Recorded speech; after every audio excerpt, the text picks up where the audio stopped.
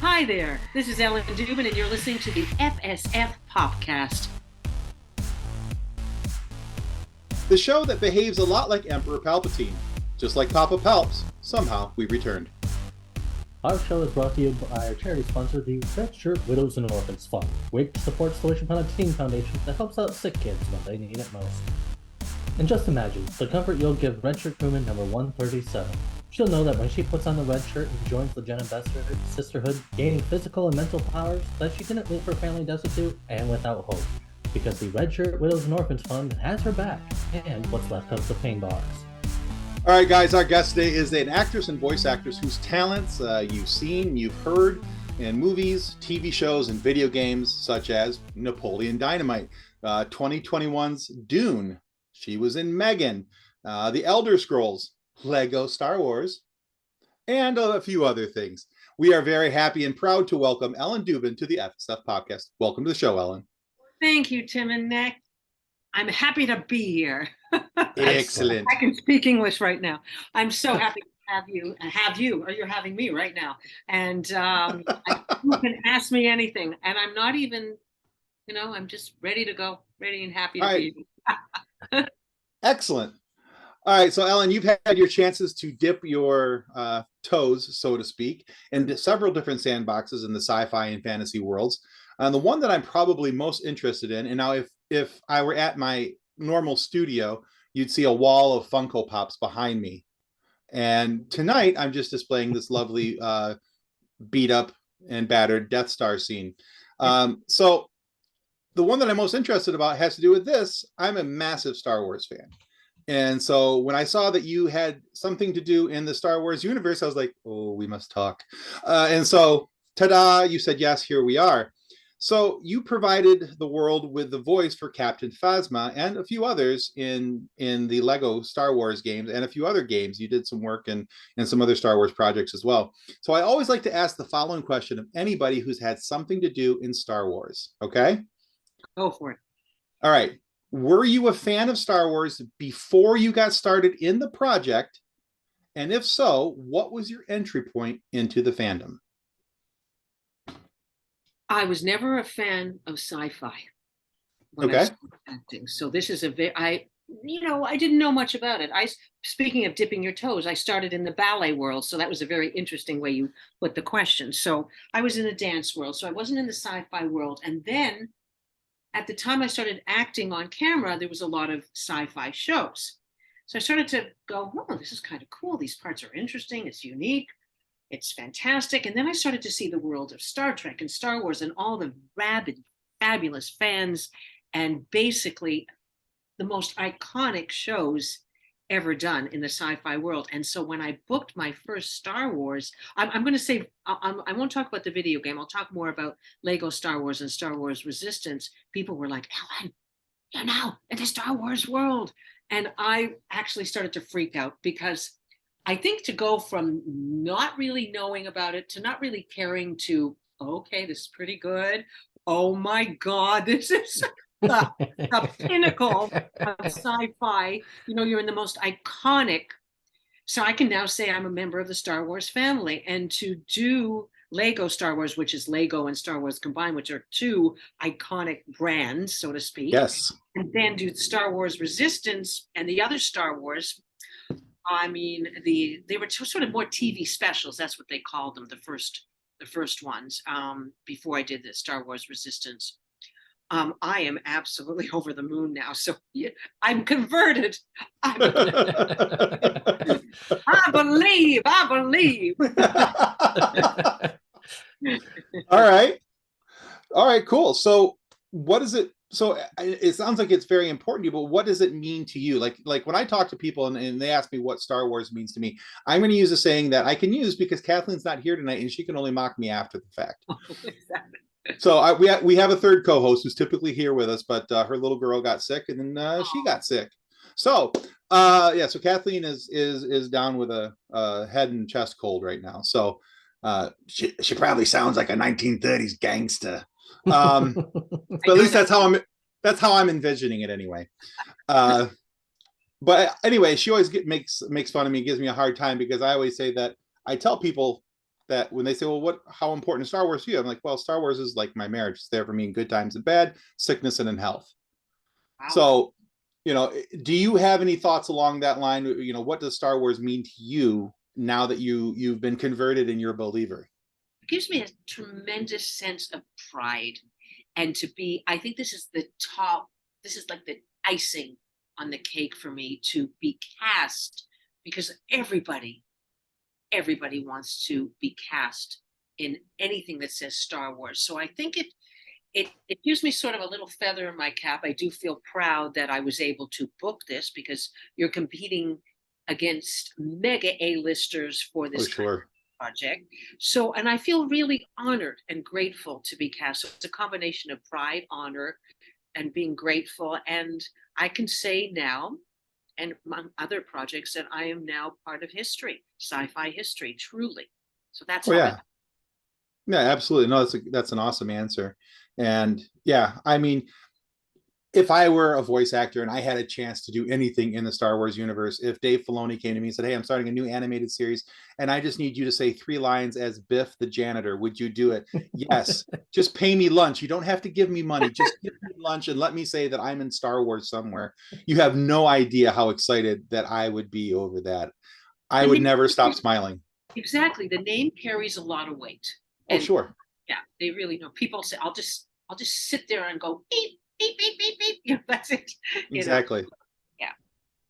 Do you feel that having been in Star Wars, that it has opened up other roles for you? Yeah, it has. It's a great credit on your resume, and the person who casts for Lucas, all that stuff, Lucas, Disney, Marvel, it's all connected and people are listening. And yeah, it's a great resume credit for sure. And obviously you have to do a good job. People forget that there's always people listening. That audition, I want to tell your listeners that if they're interested in acting or voice acting, just because you don't book a specific job, they're always listening.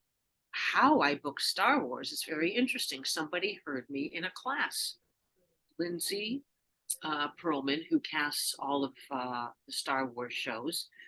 I was taking a class in video game acting, and she heard me. And 2, 3 years later, she said, "Okay, you're going to be cast as this part, Captain Phasma, in Lego Star Wars, and then Star Wars." And I went, "I don't do sound alikes.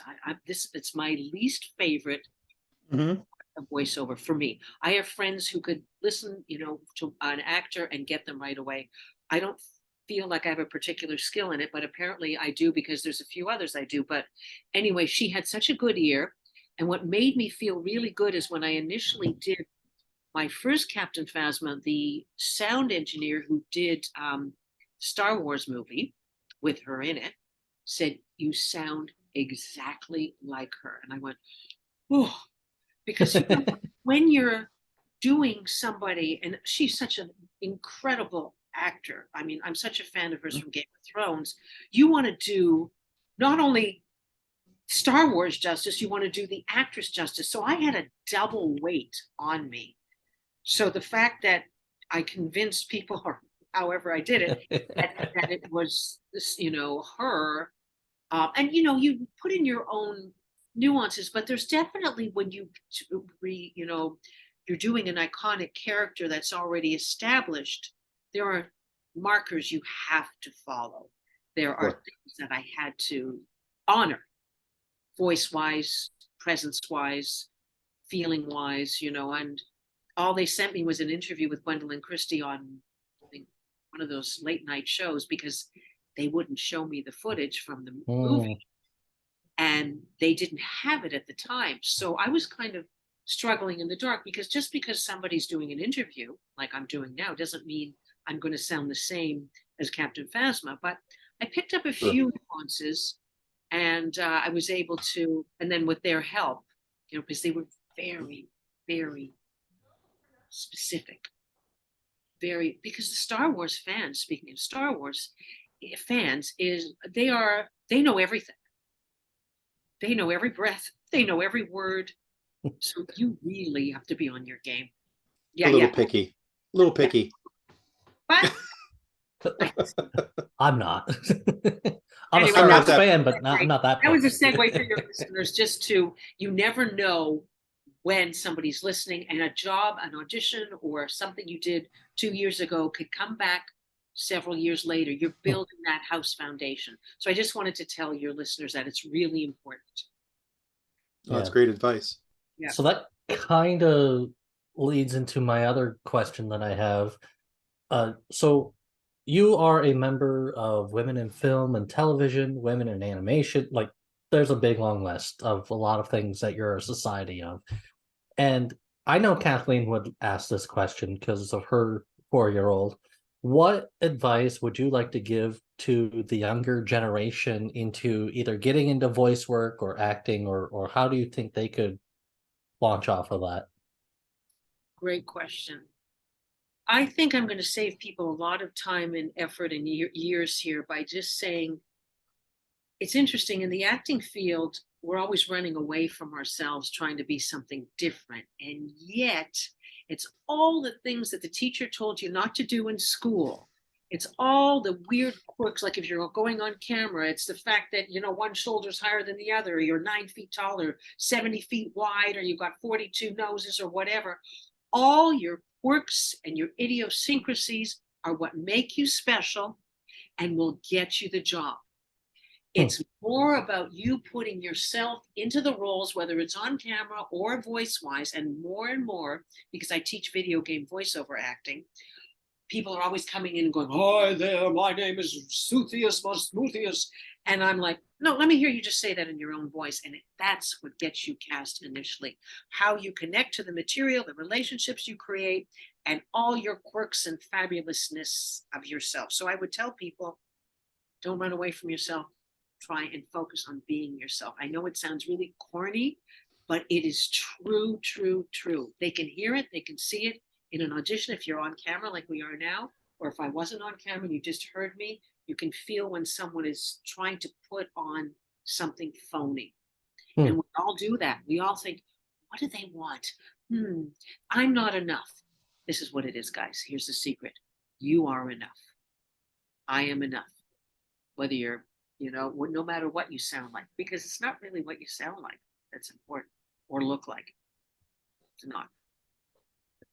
I think it's a fantastic answer, honestly. We've had a couple of other people we've asked a similar question to in the past, and a couple of them had similar answers, and I think the thing that stood out to me was in each person that's answered this, they've each said something similar to the effect of, it's not about how many silly voices you can do. It's not about, because when everybody thinks voiceover, that's I think the first thing that many people think is, oh, I have to have this backpack full of different voices, and I have to be able to do all these different things. Even though I'm not going to be on camera, I just have to have the voices. But they haven't gone to study the acting. They haven't gone to study done all the different things that lead up to that point of getting that job, booking that job. And then there's the confusion of, well, why do they want to hear me? Why do they, how come I have all these great voices. Why don't they want to hear those? And I think that was a comment that we had somebody else make, was that, when you go into an audition, don't come in, trying to spit a bunch of lines at them in all these different voices. Just come in and talk and be you and present yourself, and then talk about the role. Because if they don't like you, it doesn't matter how many voices you have.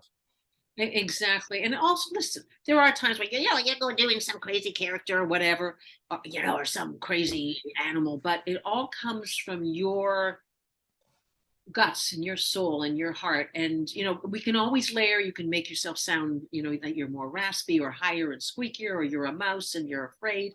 But why is the mouse afraid? I mean, if you really just play a general being afraid or being strong, then it becomes a generalization. And then the voice is like this: if I'm strong, if I'm afraid, I'm like this. But why are you afraid? What is the reason? And if you have an actual, it's called, an objective in acting, then it's more connected to you, or else it just becomes, you cannot play an adjective as an actor. If you do, it's just be a generalization. There's a nice tip for all you upcoming actors. Not Play an adjective. No, think about it. If you, let's say I tell you right now, play angry, you're gonna go, I'm mad. I'm happy. Those are the worst kind of types where you're just playing a general thing. Why are you happy? You're happy. You might be giggling all the time. My happy might be, oh yeah, this is not, it's nice, and I'm a little shy to tell you about it, but I'm really happy to be here, or whatever, You. That's cool. I think that's great advice. I think many times in life, I think we try too hard to be something else for someone else, even outside of acting in general. I'm talking about 100% in life. I agree completely. We don't think that we're enough. We think we're boring, or in anything, in an interview, with talking with our friends. Everybody in the world has a mask. What I've sure. talk to you will be different than how I talk to my mother or my brother or a salesperson in a store. We all play roles every day, actually. Yeah, absolutely. So hey, that you're just like setting them up, and we're just so you're leading us right into our next question. This is great. It's like you have a copy of our notes. It's fantastic. I don't. All right, so Ellen, being an actor, whether on camera or behind camera, gives you the opportunity to play different characters, creatures, people from all different walks of life, even universes, because of where some of the things that you've done. But for you personally, what has been the most difficult character role for you to take on, for you to learn how to portray, and why? Wow. Okay, I always go with the first thing that comes to my mind. So yeah, please. I did a mini series for ABC and Disney called A Wrinkle in Time, which is based on a very famous book, a Madeleine L'Engle. And I love played that book. It's a great book, and it's very it's an iconic book, actually. Yeah. And again, about the Tesseract, and a sort of a sci-fi element as well, and but an incredible message. And I played a character named Ant Beast, and Ant Beast was blind, and it was a 200 and something pound, kind of looked like Chewbacca. Right. And the physicality of that, I will never badmouth Doug Jones. I love you. Prosthetic actors, he's a friend. Prosthetic actors, again, because I've got people who wear prosthetics, because I've got to tell you, it is absolutely excruciating to be masked up, prosthetic up. I was in makeup at 3:30 in the morning, finished at about 9 a.m. I had 4 arms, so I was like puppeting my own arms. I had about 9 feet, like my feet were huge, and I looked like it was hair from head to toe with these big lips. I literally, when I ate, I had to be fed pineapple on a toothpick, and I was so afraid, excuse me, everybody, to go to the bathroom, because to get everything off took 4 undressers, and I would literally sit still with an ice pack on the back of my neck. They would take the head part a little bit. They could open up the back part. There was like a slit in the back, and they had a vacuum. I sat in this kind of freezer area, this vacuum with this hose there. So I would say that was the most difficult physically for me. If you go to IMDb, you can check out the pictures, and you will not believe. And I was not only blind, and I had these huge feet. I also had to be very graceful. So I was a ballet dancer, but I'm telling you, when you're in Chewbacca's outfit and you got these arms, and you can't see in this huge, and all the prosthetics were covered with hair. So I had to have people walk me around the set, and literally we had to block it so carefully so I wouldn't trip over the children. I would say that was the most challenging physically for me. Emotionally is a different challenge. Correct. So emotionally, it would have to be an audiobook that I just finished. It wasn't on camera. A very heavy audiobook called Dance Me to the End, 10 Months and 10 Days with ALS, about a woman whose husband's diagnosed with a terminal disease, and ALS is a horrific disease. And yes, it is. That emotional journey of her journey. And I had a similar journey in my life. took everything out of me. I literally, when I would leave the studio, I'd sit in my car to drive home and I would literally collapse. So, because it was so, I wanted to do justice to her words, but I'd also been through the same journey. So that's the most recent emotional challenge I've had. So those are two opposite ends of the spectrum, but both exhausting and challenging for me. But very good Mhm. question. Yeah. Honestly, I was actually really glad that you chose Ant Beast, because that was part of the reason why I asked the question. Oh, So I was looking through your stuff on IMDb, and I was like, oh, Ant Beast. Bet you that was fun. Uh, so I was kind of hoping you'd talk about that a little bit. oh, So yeah, so that was 17-hour days. Interesting, Tim, we're connecting psychopathically here. So it was about a 17-hour day. And I talked to Doug about it. We did a pilot together called Nobility, and I said, I don't know how you do this. I always admired your work because I think you're a phenomenal actor, and he truly is. And Mhm. I will never, I have a newfound appreciation for that kind of work, because you have to also project. And I guess having theater training really helps, because you have to project past that mask and all that hair and all that prosthetic. And, the skin, when you take that off, you just want to. I said to Doug, aren't you want to pull your skin off? He said, oh, yeah, you end up a dermatologist. You're just, yeah, it's really something. And even though I had the prosthetics, and I had a big fat suit too. And the guy, this is very interesting.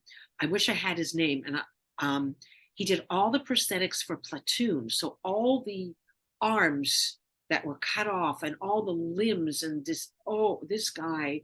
I said, you've gone from Platoon to Ant Beast, but he was an incredible. He was so knowledgeable about prosthetics.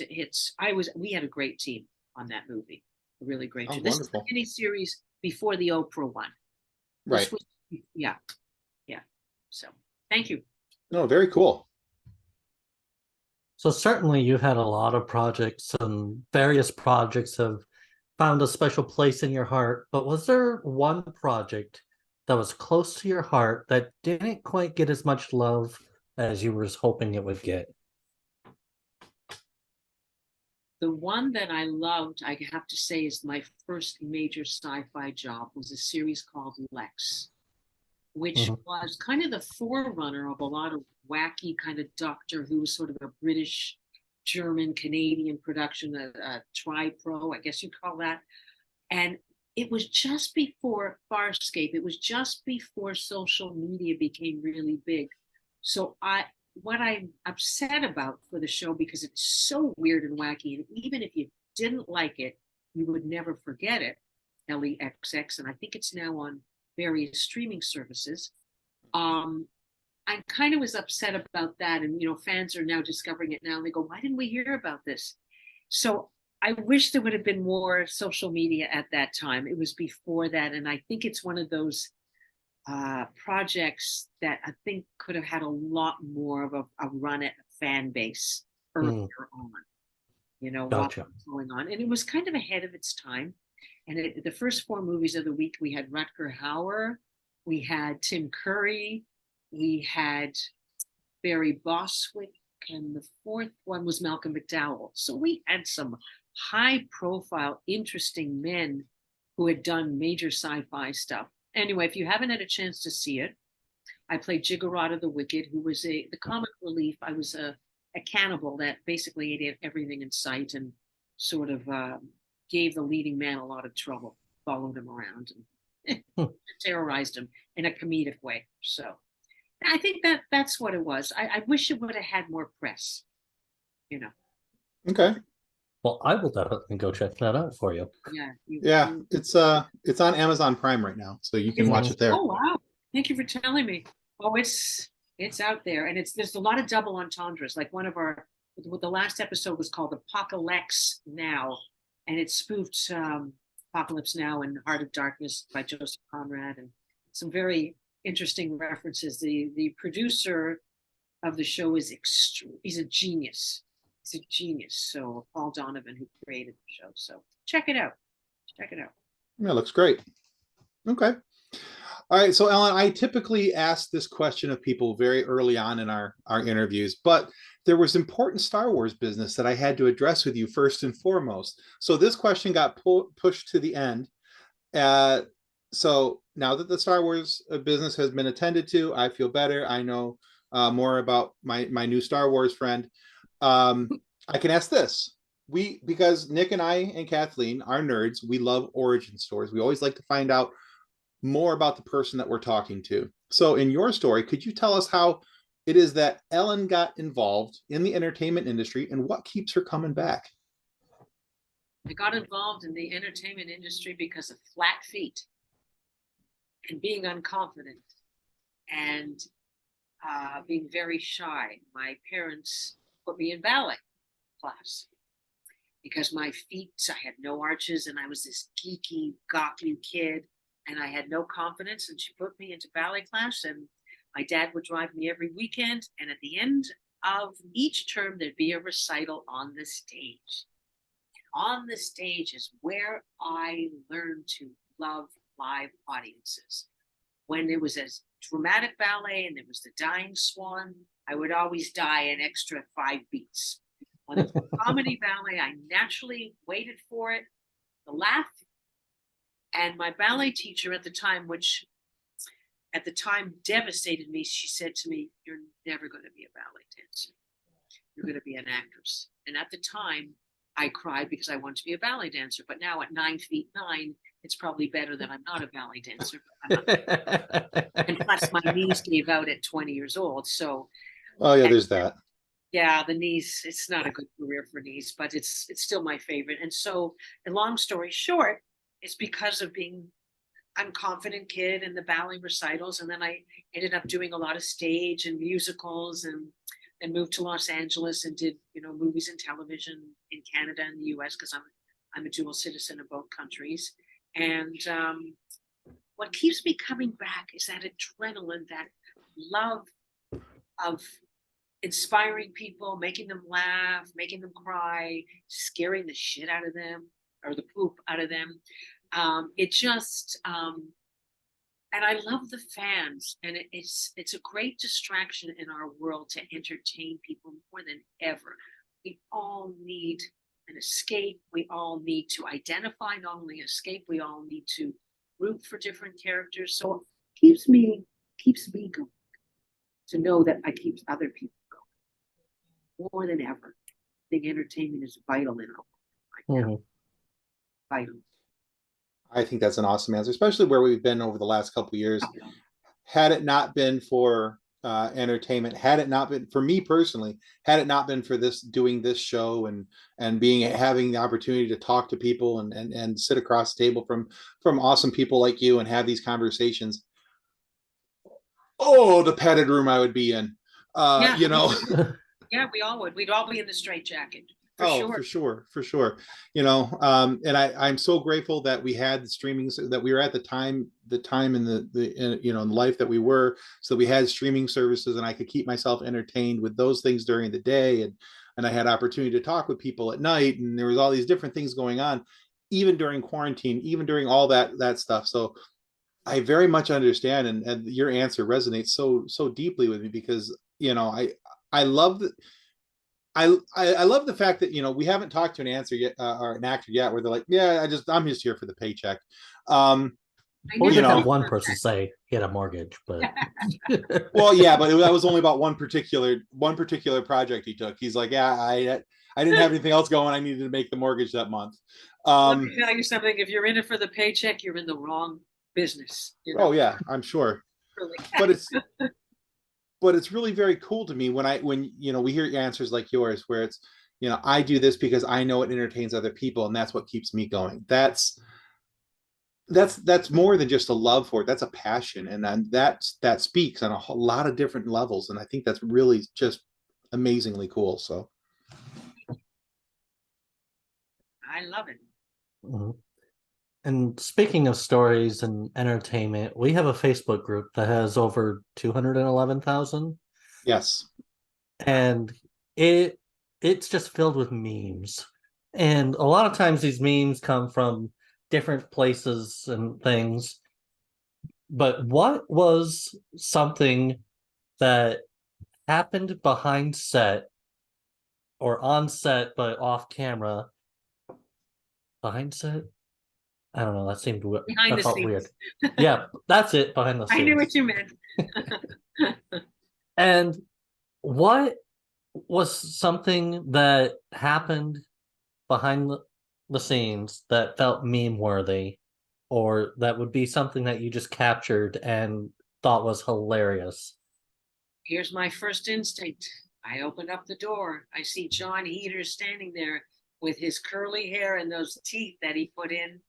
Is Trisha here? That's a meme.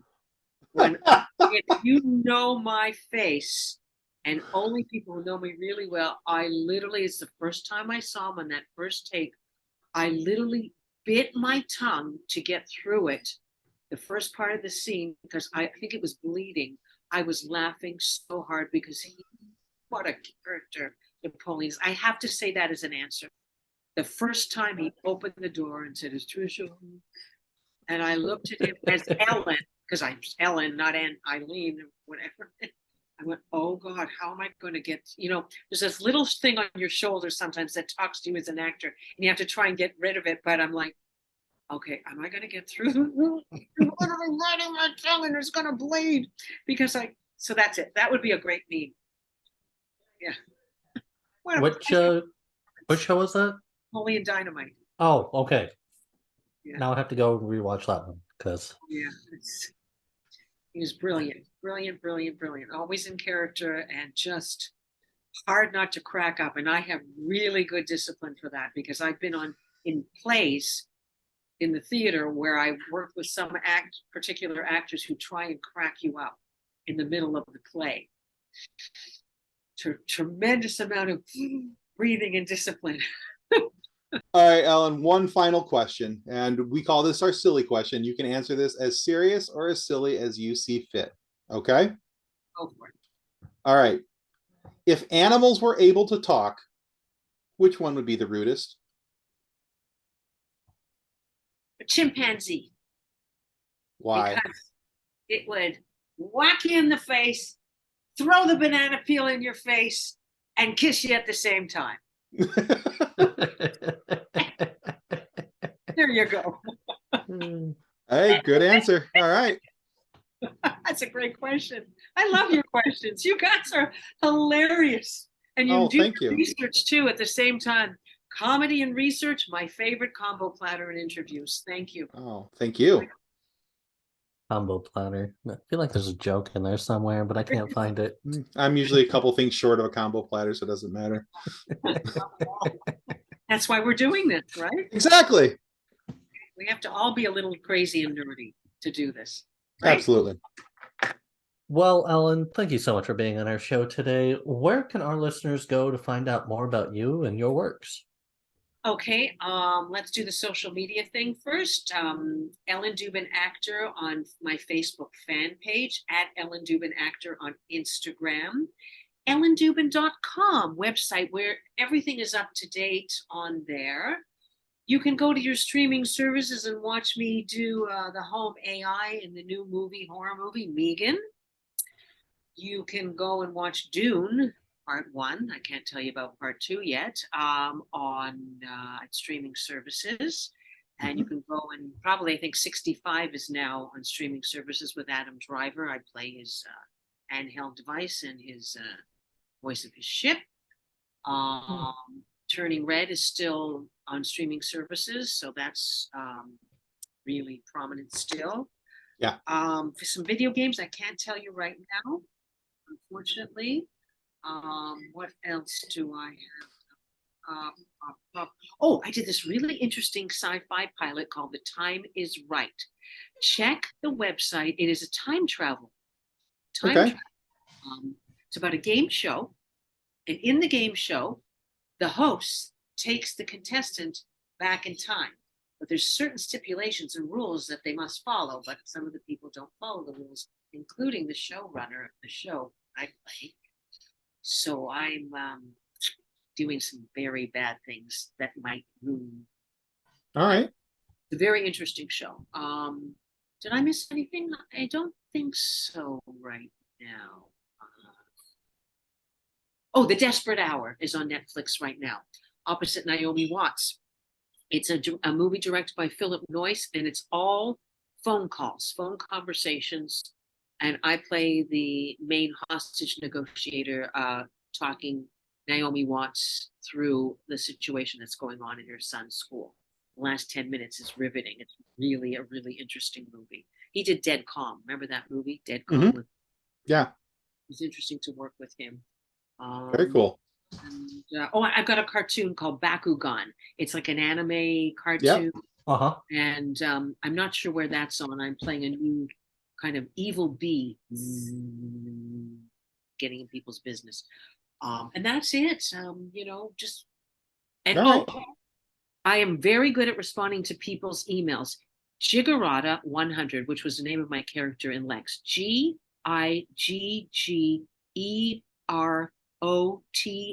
100 at AOL.com. Don't laugh. Gigarata 100 at AOL.com. No smirking and no hee-hees.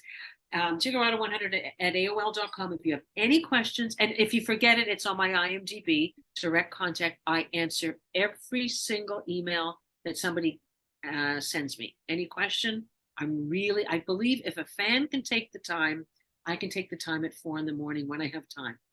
So, and I mean it. Ask. All right, cool. I just pictured you in that beast suit. Mother Beast, was it?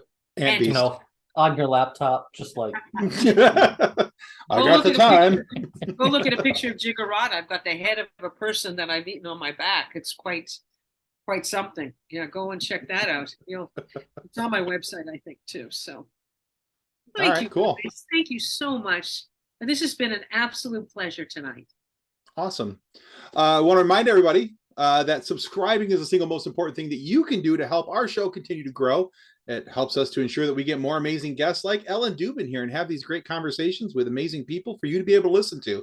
So please subscribe. It helps us more than you'll ever really know. And Ellen just listed off a whole bunch of really cool things. You'll find those down in the show notes down below, and all her social media links. We'll have all those down there for you guys to be able to check out her work as well. But if you're not happy with the content of our show today for whatever reason, please feel free to lodge a complaint with the head of our complaint department. That, of course, is Captain Phasma. Now, please submit 3 copies of your complaint form to the First Order. Attention, Captain Phasma. Truthfully, she only needs 1 copy, but you know how the First Order likes to have things just laying around, extra copies of things. We're looking at you, Papa Palpatine, for that one.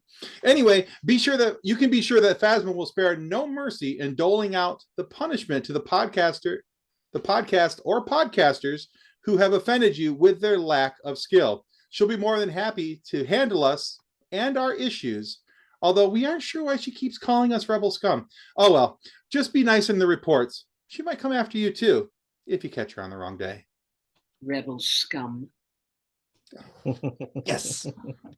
Day made. Okay. well, thanks again, Ellen. Thank you, Ellen. And All you'll right. let me know when this is on so I can spread the word. We Absolutely. All right, guys, that's going to conclude us for the FSF podcast. Goodbye. will. Ciao.